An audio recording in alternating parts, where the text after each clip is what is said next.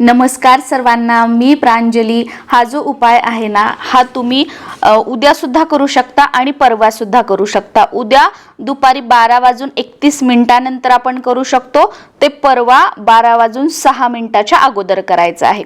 म्हणजे उद्या दुपारी 12:31 अष्टमी तिथी सुरू होत आहे आणि परवा दुपारी 12:06 अष्टमी तिथी संपून नवमी तिथी सुरू होत आहे। तर हा जो उपाय आहे ना, हा अष्टमी तिथीच्या मध्ये आपल्याला करायचा आहे आणि आवर्जून हा उपाय करा। कारण बघा की आपल्या मागची जी काही इडापिडा आहे, नकारात्मकता आहे, जो काही द्वेष आहे किंवा आपण म्हणू शकतो आपलं जे दुर्भाग्य आहे, तर आपलं दुर्भाग्य सौभाग्यामध्ये बदलण्यासाठी आणि ज्या काही आपल्या मागे इडा पिडा संकट अडचणी साडेसाती लागलेली आहे ना, ती सगळी याच्या सोबत निघून जावी, नष्ट व्हावी, म्हणून तरी हा जो उपाय आहे ना, तो आवर्जून करा। घरातील फक्त एका व्यक्तीने हा उपाय करायचा आहे। याचा जो लाभ आहे ना, तो आपल्या घरातील सर्व मंडळींना मिळणार आहे।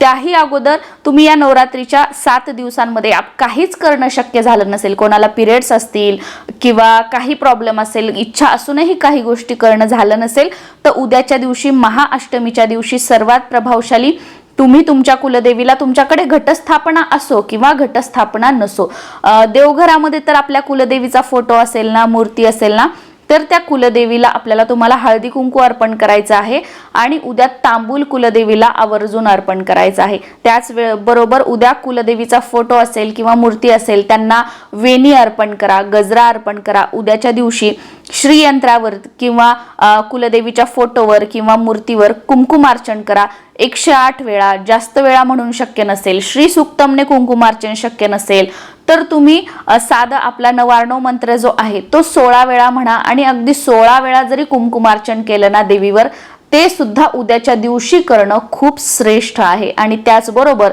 जर शक्य झालं तर सकाळी उठल्यापासून ते रात्री झोपेपर्यंत कधीही जेव्हा तुम्हाला वेळ मिळेल तेव्हा दुर्गा सप्तशतीचा एक पाठ उद्याच्या दिवशी आवर्जून करा।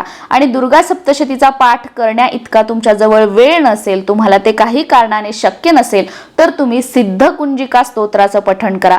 जेव्हा आपण सिद्धकुंजिका स्तोत्राचं पठण करतो, तर तेव्हा दुर्गा सप्तशती पाठ केल्याचं जे पुण्यफळ आहे ना, ते आपल्याला मिळत असतं। आणि सिद्धकुंजिका स्तोत्र म्हणण्यासाठी अगदी तुम्हाला 3-4 मिनिटांपेक्षा कमीचा वेळ लागू शकतो। त्यामुळे ही सेवा तर आपण आवर्जून करू शकतो।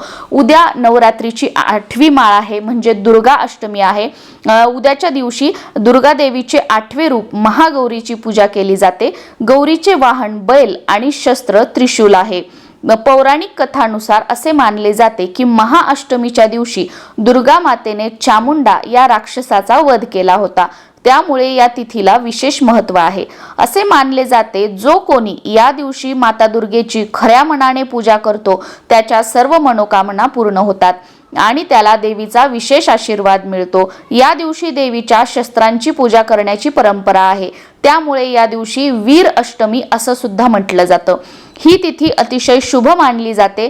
या दिवशी निर्जला उपवास सुद्धा बरेच जण करतात आणि या दिवशी निर्जला उपवास केल्याने आपल्या मुलांचे दीर्घायुष्य वाढते असं म्हटलं जातं। या दिवशी पतीच्या दीर्घायुष्यासाठी गौरी मातेला प्रार्थना करावी व लाल चुनरी सुद्धा अर्पण करावी। त्याचबरोबर दुर्गा अष्टमीच्या दिवशी म्हणजे 8व्या माळेला कन्यापूजन सुद्धा केलं जातं। त्याचबरोबर तुम्ही हवन जर करत असाल नवरात्रीमध्ये, तर उद्या 8व्या तिथीला म्हणजे अष्टमीला तुम्ही हवन करू शकता आणि उद्याच्या दिवशी जर शक्य नाही झालं तर तुम्ही नवमीला केलं तरी सुद्धा चालू शकतं। आता उद्या जो उपाय करायचा आहे त्याच्यासाठी आपल्याला एक कोहळा लागणार आहे।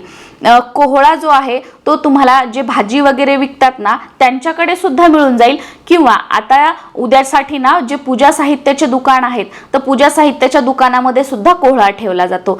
खूप काही महाग नसतो, अगदी 40-50 किंवा तुमच्या एरियामध्ये जसा काही भाव असेल, बऱ्याच ठिकाणी अगदी 20ला असेल, 30ला असेल, पण तो किंवा बऱ्याच ठिकाणी महाग सुद्धा असेल 70-80-90। मी एक जनरल सांगितलं की 100 रुपयाच्या आत तुम्हाला तो मिळून जाईल। तर एक कोहळा आणायचा आहे। आपण आज आणून ठेवला तरी सुद्धा चालेल किंवा उद्याची उद्या आणला तरी सुद्धा चालेल। कोहळा आणल्यानंतर तो आपल्या देवघरासमोर, म्हणजे तुम्ही जर घटस्थापना केलेली असेल तर घटाच्या समोर तुम्ही अखंड दिवा एखाद्या चौरंगावर देवीचा फोटो ठेवून वगैरे जिथे अखंड दिवा लावला असेल तिथे तुम्ही करू शकता, किंवा तुमच्याकडे घटस्थापना नाहीये आणि तुम्ही अखंड दिवा सुद्धा लावला नाहीये, नोकरी व्यवसायानिमित्त तुम्ही बाहेरगावी राहता, तुमच्या मूळ घरी घटस्थापना आहे, तर तुम्ही आपण जिथे राहतो तर तिथे आपण देवघरासमोर हा उपाय केला तरी सुद्धा चालतो. सकाळपासून संध्याकाळपर्यंत कधीही केला तरी सुद्धा चालेल, काहीही हरकत नाही. त्याचबरोबर तुम्ही मंदिरामध्ये सुद्धा हे करू शकता, कारण उद्याच्या दिवशी जे देवीचं मंदिर असतं ना तिथे तुम्हाला खूप सारे कोहळे दिसतील आणि बरेच जण तिथे सुद्धा हा जो उपाय आहे तो करतात. देवीच्या मंदिरामध्ये केला जातो, कारण उद्या देवीच्या मंदिरामध्ये होम हवन या सगळ्या गोष्टी असतात.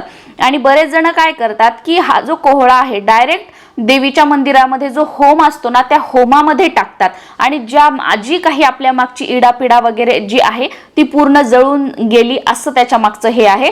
पण बरेच जण काय करतात की हा जो कोहळा आहे तो कट करतात, तो मधोमध कापून तो जो आहे तो मंदिरामध्ये नेऊन ठेवतात, किंवा घराच्या आजूबाजूला जिथे कुठे मोकळी जागा असेल, जिथे कोणाच्या पायाखाली वगैरे येणार नाही तर अशा ठिकाणी ठेवला तरी सुद्धा चालतो. तर देवघरासमोर बसायचं आहे, देवासमोर दिवा लावलेला असावा, धूपबत्ती लावलेली असावी, आपल्याला बसायला आसन घ्यायचं आहे आणि आपल्या समोर हा जो कोहळा आहे तो ठेवायचा आहे.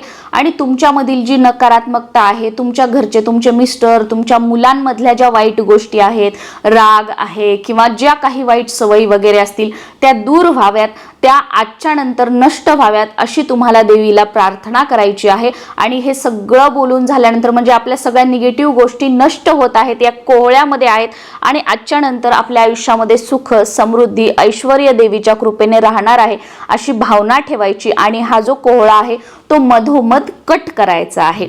आणि कट केल्यानंतर मी तुम्हाला सांगितल्याप्रमाणे एक तर तुम्ही मंदिरामध्ये नेऊन ठेवू शकता, किंवा मंदिरामध्ये जो होम असतो त्याच्यामध्ये तुम्ही टाकू शकता, किंवा मोकळ्या जागेवर तुम्ही ठेवू शकता. आणि दुसरं म्हणजे सेम हा घरी कोहळा असा ठेवायचा, त्यानंतर अशाचा असा कोहळा उचलायचा आहे. एकदा आपण हा जो कोहळा आपण कट केल्यानंतर किंवा डायरेक्ट आपण उचलला, तुम्हाला जर कट करायचा नसेल तुम्ही कट पण नाही करू शकत, डायरेक्ट उचलायचा आणि देवीच्या मंदिरामध्ये जाऊन त्या होमामध्ये टाकायचा. या पद्धतीने सुद्धा तुम्ही करू शकता. पण जेव्हा आपण घरी हा कोहळा कट केला किंवा आपण तसाच आपण नेऊन टाकतोय तर त्यावेळेला मंदिरामध्ये जाताना मध्ये कोणाशी बोलायचं नाही किंवा मागे वळून बघायचं नाही, कारण आपण सगळी निगेटिव्हिटी, नकारात्मकता ह्या कोहळ्यासोबत घेऊन जात आहोत. त्याच्यामुळे मागे वळून बघायचं नाही, कारण ती आपल्या मागे असते, मग ते परत आपल्याला इडापिडा लागायला म्हणून एक तसं असतं, म्हणून मागे बघायचं नाही. मंदिरामध्ये ते होमामध्ये टाकायचं किंवा तिथे ठेवायचं, किंवा मोकळ्या जागी जिथे कुठे ठेवणार आहात तुम्ही तिथे ठेवायचं आणि तिथून वापस येताना परत मागे वळून बघायचं नाही, डायरेक्ट घरी यायचं. आणि जायच्या आधीच काय करायचं की दरवाजाच्या बाहेर पाणी एका जगामध्ये वगैरे ठेवायचं, मग ते पाणी पायावर घ्यायचं, घरामध्ये यायचं, बाथरूममध्ये स्वच्छ हातपाय धुवायचे, चूळ भरायचे आणि परत देवाजवळ जाऊन एकदा नमस्कार करायचा. तर या पद्धतीने हे करायचं आहे. आणि हा जो कोहळा आहे हा म्हणजे तामसिक याच्यामध्ये मानला जातो, नकारात्मक ऊर्जा शोषून घेण्यासाठी, दूर करण्यासाठी हा प्रभावी मानला जातो. बऱ्याच वेळेला बघा तुम्ही बऱ्याच दुकानांच्या बाहेर किंवा आपण सुद्धा आपल्या घराच्या बाहेर मुख्य दरवाजावर हा कोहळा लावतो बघा, नकारात्मकता दूर करण्यासाठी. आणि जे काही कोणीतरी माझ्यावर काहीतरी करतंय वगैरे अशा ज्या सगळ्या गोष्टी आहेत ना त्या सगळ्या गोष्टी हे शोषून घेतं आणि सकारात्मक ऊर्जा आपल्या घरामध्ये येऊ देतं, नकारात्मक ऊर्जा बाहेर ठेवतं असं म्हटलं जातं. त्याच्यामुळे सगळी नकारात्मकता आपल्यातली दूर होण्यासाठी उद्याच्या दिवशी हा कोहळ्याचा बळी दिला जातो, किंवा हा जो कोहळा आहे ना तो होम जो असतो देवीच्या मंदिरामध्ये त्याच्यामध्ये टाकून जी काही आपल्यातले वाईट गुण आहेत, अवगुण आहेत त्याचा नाश व्हावा म्हणून ते टाकलं जातं. तर नक्कीच उद्याच्या दिवशी तुम्ही करू शकता. पिरियड्स असेल तर करू नका, सुतक असेल तर करू नका. तुम्हाला पिरियड्स असतील तर घरातील इतर मंडळींनी केलं तरी सुद्धा चालतं. नमस्कार.